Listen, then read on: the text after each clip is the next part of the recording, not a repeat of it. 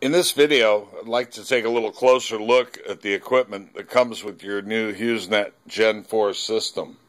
When the installer unpacks your equipment, he'll inspect it to make sure everything has arrived in good condition. Some of the components that come with the system are your reflector, which is over here in the back. This is the part of the system that the signal from the satellite reflects off of, and it goes to your radio assembly. Down here, the radio assembly receives and transmits the signal to and from the satellite. It is then transmitted over a single coax cable to your HughesNet modem, which is right here. Then we have our reflector plate and our Azel mount. This is the back frame of the satellite dish. It's used to fine-tune the dish to point directly at the satellite, 23,000 miles in space. Now let's go down. We'll attempt to go down and take a little closer look at some of the components. Here on the Azel mount, you'll notice there's markings on the side where the installer can set the elevation of the dish. This is fine-tuned precisely to the satellite. And then he has his adjustment.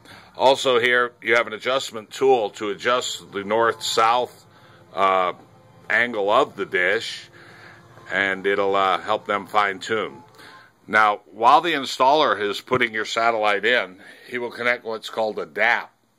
This is a special meter that's used for the HughesNet Gen4 system that filters out frequencies and allows the installer to precisely tune the dish to the satellite. Now we're going to go down and take a look at the radio transmitter here. Excuse my hands. Here's the HughesNet radio transmitter.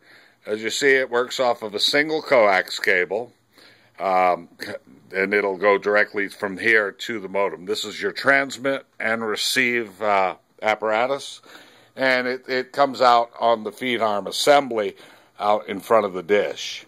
Now here is your HughesNet modem, and we'll take a look at the back first. Okay, on the back you see you have your LAN connection. This can go either directly to your computer, or in some cases people will take this connection and go to a wireless router. Then you have your power supply plug and the single coax cable that goes out to the radio transmitter. On the front of the modem, it's kind of hard to see, we have 5 lights. One is our LAN connection, a transmit, a receive, a system, and a power light. These serve various functions throughout the use of the system. And then, of course, we have our power supply. So those are the components of the new HughesNet Gen4 system right out of the box.